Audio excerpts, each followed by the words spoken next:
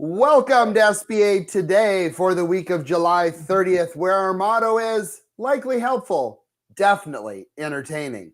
And before we get into stories, I did not call you Tanya, but we are literally matching the same color. What's up with that?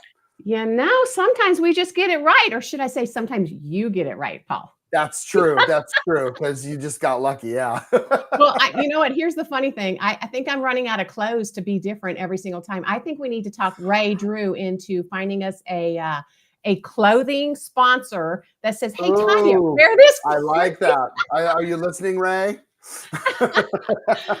Anyway, what are we talking about today? Well, get ready. Small business loan losses will be higher than the last 10 years. Yeah, it's happening, guys. We got new 2025 fees and per business by sale. Sellers are more willing to offer seller financing and earnouts. That's a big deal, dude. Yeah. But first, I'm going to share a story. So on this last Thursday, I was at my brother, who is a dentist over in Vancouver, Washington. Shout out to Pickens Family Dentistry. They had an open house. They had for his new dental practice that he moved locations for. Great turnout. There was a ton of people there. And I know that all of us have been to chamber events where you're always there. There's a lot of people, but there's always what I call the chamber groupies. They're the same people that show up for every single ribbon cutting, no matter what. And it's funny. I don't care where you go, you got the groupies. Okay. Oh my God. And then there was actually two other bankers there. And I'm like, well, of course, makes sense. And what was interesting is, they weren't very social, and clearly I'm kind of a social butterfly. No. And so, I went over and said hi, had some good conversations with them and all that. But what's interesting is when you're in an environment like that, and regardless if this was my brother or not, but when you're in an environment like that, how do you set yourself apart when you're mixed with other bankers? Okay. So I'm going to share with you a sales tip that has probably been one of the most critical pieces of my success. And it's going to sound so ridiculously simple, but it works every time. And I challenge you all to do it. Here it is. Okay. All right. Offer to help. What? Not just asking the business owner, hey, do you need any help? Yeah. No, because what's their first response going to be? No, I'm good. Thank you. I got it all under control. Life is great. But guess what? Deep down inside, chaos. If you've ever ran an event, chaos is always happening. Okay. So I'll look at them and I'll be like, no. I'm serious. What can I do to help you? Anything. You want me to clean tables? You want me to do whatever? In this case, this was my brother. And I said, no, what do you want me to do? And he's like, can you grill? Hell yeah, I'll grill. First of all, I love grilling because it's super fun. But the second thing is I was wearing my Giza shirt. I was out there. But I'm sitting there cooking burgers and serving burgers in my Giza gear. I'm helping out, but I'm also promoting at the same time. Did any of those other bankers have any other opportunities that I had one-on-one with every single attendee, because every single attendee ate? So to have that quick, hey, how you doing? What do you work for? It's brilliant because it's so simple. Not only are you doing something good for the business owner, but you're actually meeting and networking others as well. So another thing is offer them to help clean up. Look around and think about what needs to be done on an event. And guess what? Go do it. You see a table that hasn't been cleaned up or whatever, go clean it. Right. Those little things like that, not only will the person that you're there for appreciate that, but you will stand out in such a big way. So go be a hero. And hero, that's awesome. But what I hear you saying is you're standing at the grill saying, hey, can I get you a burger, a hot dog, or a loan? Or an SBA loan, right? That's That's right. what I'm hearing. Hey, that works, Right? I'm telling you, it Awesome. works really well. So And I think that's a great one, Paul. And you know what? In service in general, I mean, that's what we all are is in service. So that's just true. adding to it. So good for you. I like Yeah. it. I like it. Awesome. Well, okay, let's move on to some of the news. And the next one that we're going to talk about is just regarding sellers and sellers being more willing now to offer financing and earnouts to accommodate high rates, right? As the business for sale markets adjust to today's high interest rates. No, high interest rates really here? No. Seller accommodated deal structures have been more common. Banks also have tightened their lending. Now, we've all seen that, right? They've tightened their lending standards. Small and deal structures have become a little bit, more common to work out with sellers. So anyway, banks have tightened their lending. Small businesses more sensitive to higher rates, higher borrowing costs. All that kind of creates the fact that the seller needs to step in and do a little bit. And I think they're trying to do that now, right? Yep. Leaves the sellers in the position of getting comfortable with structuring the deal. All right. They never used to. I remember specifically, it used to be a challenge just to get the smallest 5%, maybe 10% Right. seller carry. Now, I mean, they're going up to 50% at times, to work with borrowers with both financing and earnouts, whereby the seller must earn part of the purchase price. I personally think that's great. I mean, it's part of it. Like, are you going to perform? Can the business perform like I said it could? They're getting earnouts to make sure that is what happens, right? Yep. So anyway, deal structure shifted to reflect less senior debt appetite. True. Means more seller financing, a lot more earnouts for the borrower than before, or for the seller than before.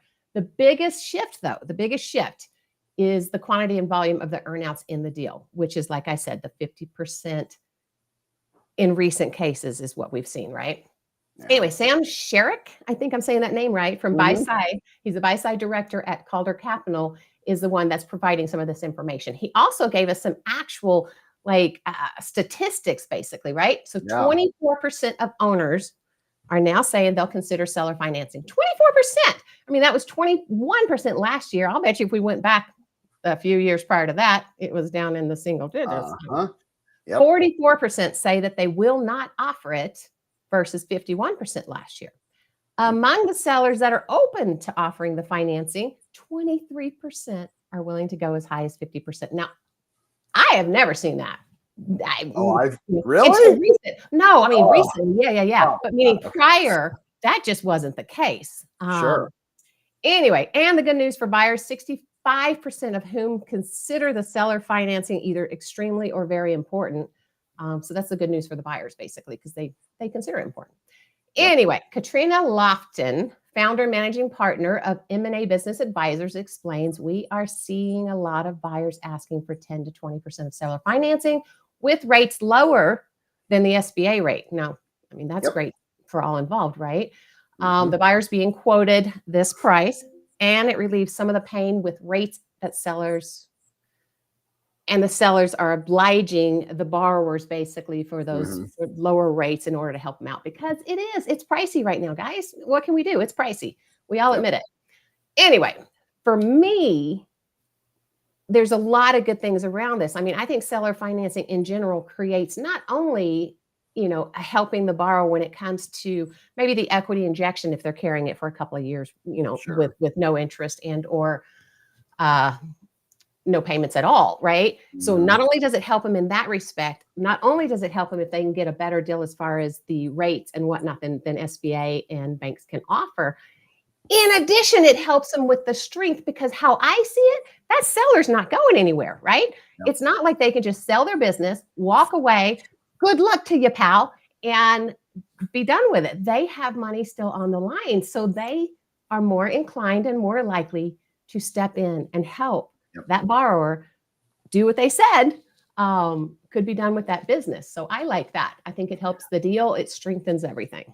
I 100%. I mean, when I look at deals that I get from brokers and that type of stuff, and they say, no seller financing, I'll go back to the broker and be like, you just cut your pool down. Like, you really they need to understand that, because if you're not willing to offer some sort of seller financing, what do you got hiding in the closet? Like you have to take some risk on selling this. Well, and oftentimes it is those brokers that I mean, I get it. They're wanting to get their deals done, and they're wanting to get it done as well as possible. And it's likely higher commission for them and whatnot, right? If the loan amount is more, and maybe so even with banks and bankers that aren't really talking about this. For me, though, if you're in service, like I know you are, Paul, just like you said with your grill, right? If you're in service to that borrower, you are trying to make everything more compatible, easier, and whatnot for the borrower above and beyond yourself, the broker, anybody else, right? So that's our customer. So be in service. Absolutely. And be the hero, like Paul said. Right. Be the hero. That's the theme of today. Be the hero. Absolutely. So what we got next, Paul? All right. So we got the big news came out yesterday. We got fees for 2025. And I was kind of curious what they were going to do. I had I think a few episodes back, I threw out, and I think Tanya threw out a few as well, ideas. And interesting news, we were both wrong. But here we go. So, annual servicing fees, there's going to be 3 trenches. So you got 500 and less is 0. Okay. Then you got 500 to $1 million is 0.17. And then $1 million to $5 million is 0.55 that we're used to. So you got that new little 500 to 1 million 0.17, which is a little bit interesting. And then we go into the main fees. Under $1 million stays at 0. I thought they would bring down the $1 million. I think, didn't you and I both say we thought it was going to come down to 750? 750 was exactly. Yep. Yeah. So they did that. But then they did something I got to admit I'm not a huge fan of. And that is for over $1 million up to $5 million, they did the full gamut, which is the 3.5 up to 1 million and then 3.75 they're over. Okay, SBA administration, you want small loans. We picked up on that. Cool. But remember, big loans too also play a part into that. And I think especially that $1 million to $2 million kind of thing. I would have really liked to see them did do something in that little thing, then go right for the gusto at over $1 million, because I think that is going to hurt lenders and borrowers really, because I mean that's a pretty meaty fee. Well, check it out. Here's what they did, right? If it's let's say it's the 2 million, right? It's not just the fee from $1 million and above, where nobody else is getting the fee if it's under $1 million, right? They're not getting a fee. Right. But if you go to $1.05 million, if you go to 2 million, not only are you getting the fee for above $1 million, you're getting the fee for below $1 million. I'm like, So guess what's gonna happen? Any large dollar amount is going to happen really, really soon. So clear your pipelines of your large deals because it's going to be kind of at least in that bracket. And then it's also interesting from our servicing folks that you may have a 750 loan that you're going to have no upfront SBA fee, but then you will have an annual servicing fee of 0.17. So, and most people aren't trained to think that way. So it should be interesting. And then of course, Veteran Express is anything under $1 million is still 0. So unfortunately, there is still no really special benefit for veterans. I was just fixing to say, I mean, why even split that? Why even split that out when it's called politics? It's like the same as the other. All right. I know, right? So, so get your mid-size loans booked as soon as possible. So that's your takeaway. Yep. What's our third one, Tanya? Wow. The third is, let's see here. Over the next 12 months, we should expect small business loan credit losses to be 38% higher than the average for the prior 10 years. And you know what, Paul? Go ahead. I want you to tell us about this because I know you sent this over, and I don't know if Madison's going to share, but go ahead. I want you to do this one because this is your buddies over at Lumos. Yeah. So here's some thoughts I have. Okay. Yeah.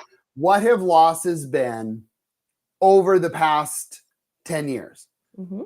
Brutally low. Okay. So when you start seeing it's 38% higher, 38% higher of a From small where? number Yep. isn't really, it's almost, Yeah. it's like our news cycle, right? It's trying to create a little bit of fear. Are we going to have more an increase in losses? The answer is yes. We all know that. Interest rates have done that. The business environment's changed. It's going to be a challenge. Is it going to be absolutely crazy?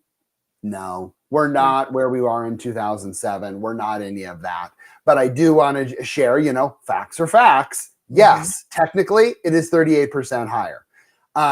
But just really keep an eye on that to really make sure that you've got some loan loss reserves and that you're trying to make the best decision possible, which I know that we all are as good stewards of the program.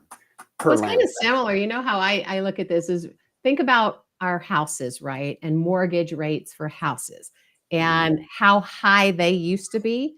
And people were just used to it, right? They were used to it. But then after they drop and they crash and burn and whatnot, and they go low, then we get used to that. So then it goes back to where it previously was. All of a sudden, it's like this, oh my God, everything is so huge. And it's like, look back. It's truly not. We just had a moment, a period there. It's no, it's the cycle. It's the cycle. So it's the circle of life. Circle of life, circle of lending. Yeah, ask to be of service and ask for a hamburger, as Paul would say. Absolutely. Well, I guess that's all that we've got for you guys today. I mean, the fee thing was a big deal. It truly was a big deal when you really think about it. But anyway, if you want the news as soon as it breaks, you can watch us live on YouTube or LinkedIn as it breaks, because we are live currently, right? Or get caught up on any of your streaming locations, because we're going to be there as well.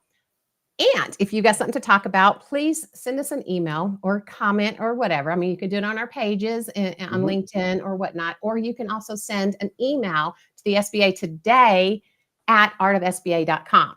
Paul always laughs at me because I love to mix that one up sometimes, but I got it right this time. So, anyway, and don't forget our other family of podcasts, which is Art of SBA Lending and BDO Show, because we love for you to check them out as well. We all have something different to say, something different to share, and it's all relevant.